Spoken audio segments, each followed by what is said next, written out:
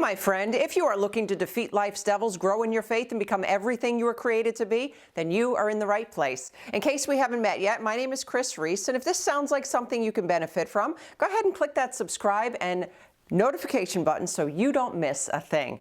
Today, we are going to talk about how to break free from your past and live a new life in Christ.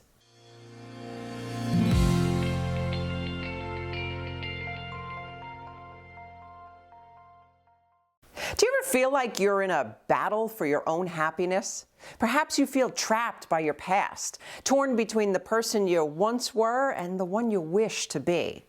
And if this describes you, you may be struggling in one of three particular areas. And any one of these areas can keep you stuck in your past, no matter how much you desire to move forward. Well, the good news is that God always provides a way out.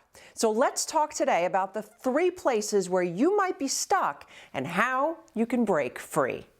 Number one, image. At some point in life, each of us realizes that we're not the best ticket in town, and we begin to feel insecure. And this is natural as children break out of their self-centered behaviors and start to notice the world around them. And many of us, unfortunately, stay in this state and become fearful of showing our flaws. And since we all have flaws, there's only one other option, and that is to create an image. And you can really see this in action on social media. I mean, come on, rarely do you see someone post a picture with bad lighting showing all of their flaws or talking about how terrible their life is. Well, the problem is once you create an image, you have to maintain it. Lies and deception now become the norm. If you truly want to break free from your past, the only image you should align with is who you are in Christ. Look, it's important to have an accurate assessment of yourself, flaws and all. But that does not mean that you put yourself down. You see, Paul reminds us in Romans 12:3 to not think more highly of ourselves than we should, but think of yourself with sober judgment. Again, this does not mean that we put ourselves down, but that we embrace who we are, strengths and weaknesses included. Number two, fear. This is a biggie. Fear comes in many forms, but in every instance, it disguises itself so well. It hides behind past experiences, future uncertainties, and voices of confusion. Look, fear is a motivator for some, not in a good way, a debilitator for others, and a demon for most. And if there was anything good about fear, aside from the fear of God, I doubt that there would be 365 examples in the Bible for us to fear not. And perhaps you're struggling with fear of rejection or the fear of the unknown, and it's keeping you trapped in a pattern of control. And maybe you're trying so hard to control people and situations around you because of your fear. Well, may I encourage you today to give that fear over to God. He wants to fight your battles. Don't believe me? Jump on over to Isaiah 40, verse 31. He longs to provide for your every need. Don't believe me? Jump on over to Philippians 4:19. And He has positioned you for success. Don't believe me? Jump on over to Jeremiah 29:11.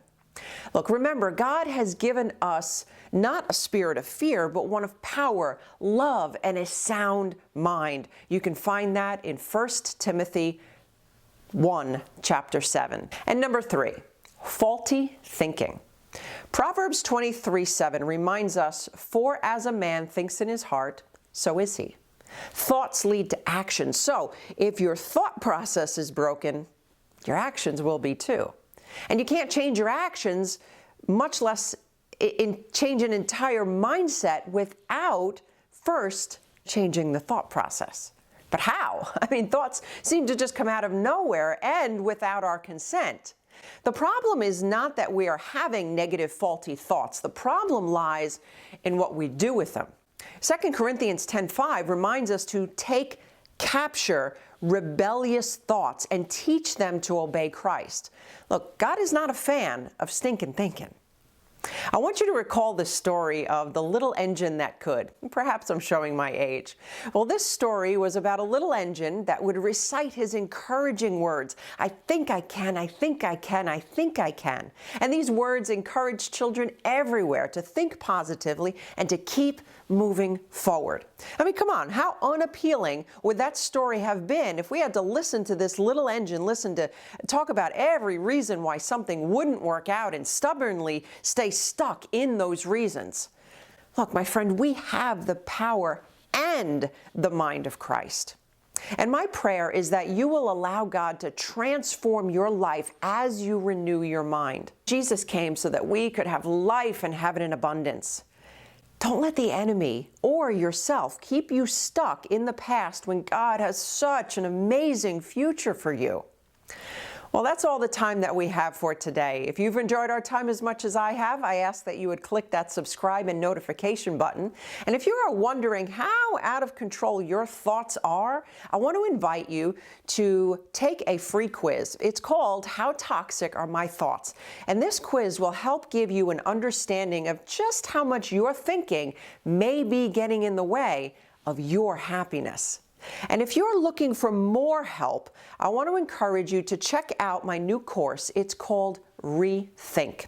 If you are struggling with those out of control thoughts that just run over and over again in your mind, if you are the type that feels like your thoughts are controlling you as opposed to you controlling your thoughts, this new course can help you to control your thoughts and transform your life.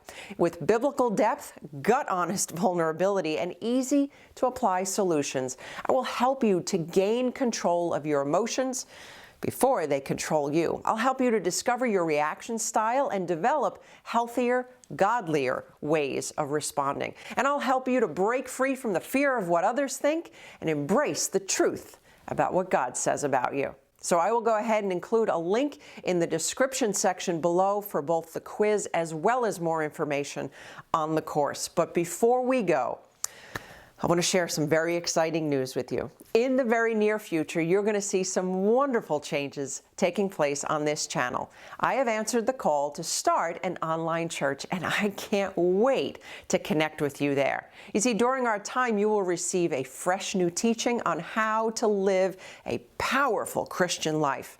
And you can also learn about opportunities to join and partner with Reece Ministries, and of course, the events that we will be hosting across the United States. So, say that you are excited with me to step forward in this grand endeavor of faith, and together we will grow in the Christian life and glorify Him.